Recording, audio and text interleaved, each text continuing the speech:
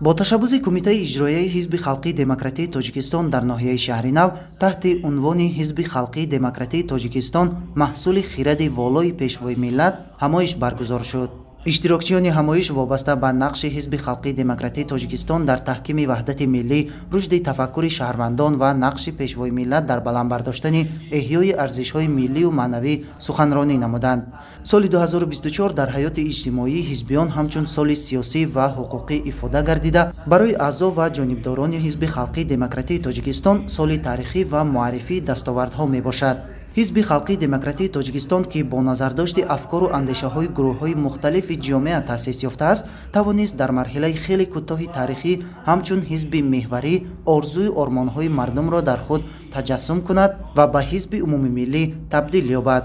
нотиқон иброз доштанд ки ҳизби халқии демократии тоҷикистон маҳсули иродаи қавӣ, нияти нек, хиради воло, дурандешӣ, мақому манзалати хосаи фарзанди фарзонаи миллати тоҷик муҳтарам Эмомалии Раҳмон буда, бо сабку усули қиёснопазир ба саҳнаи сиёсат омад. ҳизби халқии демократии тоҷикистон бо истифода аз таҷриба ва сабақҳои таърихӣ, инчунин тарҳрезии барномаҳои мухталиф бо роҳи суръат бахшидан ба ислоҳоти иқтисодӣ бобати ноил шудан ба ҳадафҳои стратегии рушд, барои солҳои оянда низ дар таъмини истиқлолияти энергетикӣ, истифодаи самарабахши нерӯи барқ, раҳоӣ аз бунбасти коммуникатсионӣ, ба давлати транзитӣ табдил ёфтани мамлакат, таъмини амнияти озуқаворӣ ва дастрасии аҳолӣ ба ғизои хушсифат, саноатикунонӣ бо суръати мамлакат тамоми қудрату нерӯи худро равона месозад. дар идома ба як зумра ташкилотҳои ибтидоии ҳизбӣ ки дар татбиқи ҳадафҳои оидномавию барномавии ҳизб саҳм гузоштаанд, сипоснома ва ифтихорномаи кумитаи иҷроияи ҳизби халқии демократии тоҷикистон дар ноҳияи шаҳри нав